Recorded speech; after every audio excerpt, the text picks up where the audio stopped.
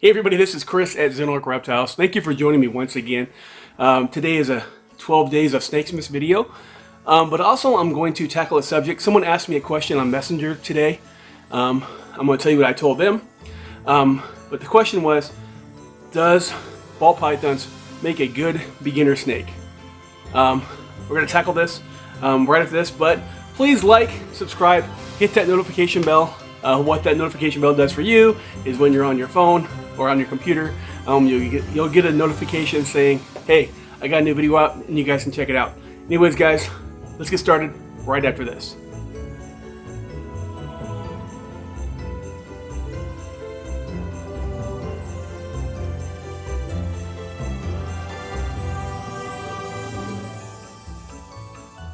Welcome back everybody. Anyways, my name is Chris. I am a reptile breeder. I am a reptile enthusiast, and I also make YouTube videos. Anyways, guys, I'm going to start out answering a question. Do ball pythons make great beginner snakes? Anyways, before we get started on that, let's head this way. So if I'm a reptile breeder, and I've had experience with reptiles since '99. I first started out with bearded dragons. Anyways, so if I'm going to get a reptile that I never taken care of before, say I wanted to get like a beaded lizard, never had one, don't have no experience. So I would have to research, I'd have to read about it, I'd have to ask people who've done it before, watch videos, and make sure I had the perfect setup before I even thought about bringing one home. And that's someone who's been doing this for a long time and has lots of different reptiles. So if you want to get any kind of animal, it's your job to be a responsible adult and learn about what you're getting into. Now back to this. Ball pythons are one of the best snakes in my opinion. I'd say they're in the top 4 first time snakes of the best snakes to get when you're first starting out. Obviously, king snakes are going to be really at the top. Corn snakes are definitely at the top. And I would also say milk snakes are way up there too. Out of all of them, I think king snakes are the easiest. They eat really well. A little bit easier than the corn and the milk snakes, in my opinion. I would say a hognose make a great pet too. They're really good at eating once they've been switched over from frogs to mice. The only issue is that people are kind of afraid of them because they know that they have a mild toxicity that can actually make you swell up. So a lot of people are scared of them. Also, in the running is carpet pythons and boas. And the reason why I say they're not the best first time snakes is I think they're amazing, they feed well, but their size can be sometimes intimidating for people that are just starting out. I have a carpet downstairs, her name is Giganta. She's a very large snake, very long, beautiful snake. It might be a little intimidating for someone who's just starting out. Also, boas can get pretty big. Even BCIs can get pretty big. Even if you get a male, they get good sized. But ball pythons are amazing. And they have a couple downfalls, and one of them is eating. The problem with them, sometimes they can go off feed. I have one girl downstairs that's off feed.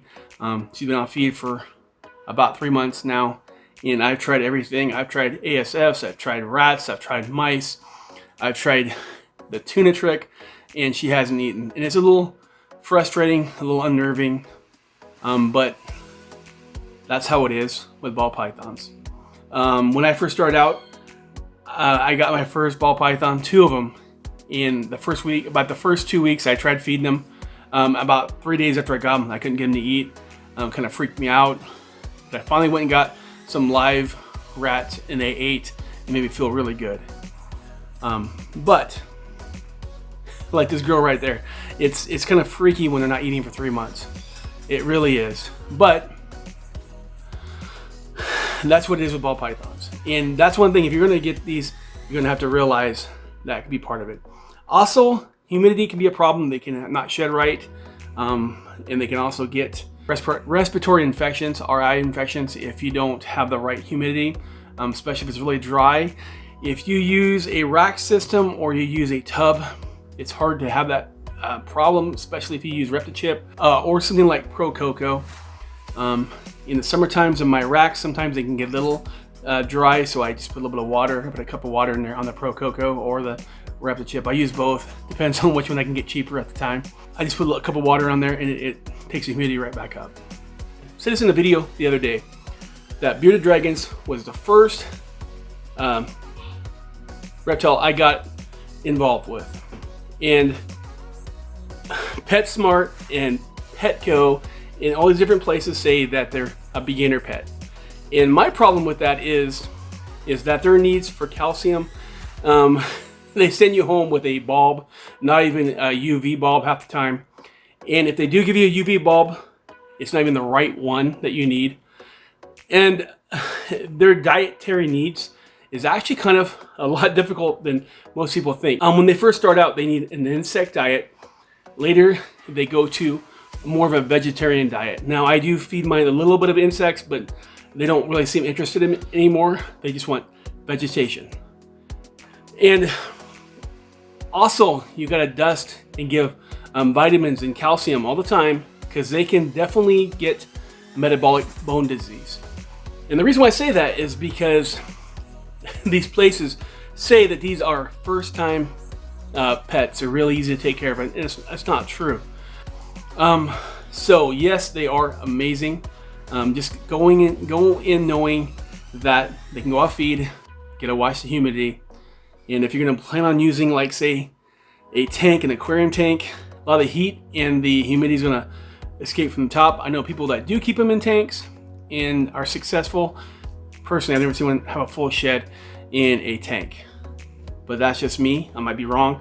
Comment below if you actually done that before. I've seen some that look like they're exploded, and I've seen some that actually took off in like 3 or 4 pieces, but I've never seen one actually totally shed in an aquarium. The ones open at the front, I've seen them do fine in those, but I've never actually seen them fully shed in an aquarium. Anyways, they do make amazing pets. Just go in knowing that there's some issues. But if you know what you're doing and you've read up on it and you've studied, definitely get one. There's not one snake I'd recommend that you should get without knowing what you're getting into and figuring out and learning for yourself. Doing some research before getting a pet. That's any pet, even a dog, cat. You should do some research. Dogs can have aggression problems. They can have, a lot of people get rid of them because they can't control them when they get older, because they never actually spend the time training their dog. So any animal, you should take the time. Anyways, let's get back to this girl right here, the 12 Days of Snakesmas. This right here is a Mojave OD, OD being Orange Dream, Vanilla, possible fire. I am not sure she's fire, but I'm pretty sure she is so light. The camera's not doing it justice. She's so almost like a bone white. I'll try to take a picture of her. Maybe it'll show up better. Possible fire, but she's definitely got vanilla in her. But I do believe she's fire. This girl right here is, I got some plans for her. I'm actually gonna throw her in with some, get some clown into her and make some heads, and hopefully I can get a lot of these different genes into some of my clowns. That's my goal for her. But I think she's an amazing snake, especially for not having any recessive genes in her. But yeah, she's being shy right now. But this is one of my girls. I wish she was a little bit better eater. She eats about every 2 to 3 weeks. Some of my snakes eat every week. Some eat every 2 weeks, and the ones that eat every week obviously grow faster and they get to a breedable size faster. And I'm not trying to power feed. I am not trying to power feed any of my snakes. I don't feed my snakes more than once every 7 to 10 days. I don't think it's a good idea. People do, and it seems like they don't live as long. I don't want to take any life off my snakes just because I want to breed them faster. That's a bad choice. Anyways, guys, just wanted to show you some of my collection. Keep showing my collection. Try to show you some of my better snakes or some of my newer snakes or some of the ones I have a lot of. I'm trying to show those ones because double heads are not that impressive. They look like normals. I have a bunch of girls that look like normals, or they have like Mojave, a super pastel, a couple super pastels, stuff like that. Not too exciting, but I'm just trying to show you some of my more exciting snakes that I've either held back or I've purchased this year. Anyways, guys, don't forget to like and subscribe and hit that notification bell. Also, I would love it, totally love it if, oh, there it is, if you could totally smash that subscribe button. I just recently hit 100. I'm trying to get to 1,000. My goal is 6 months, and I need you guys' help to get there. Anyways, guys, I will see you tomorrow for my Saturday video. Love you guys.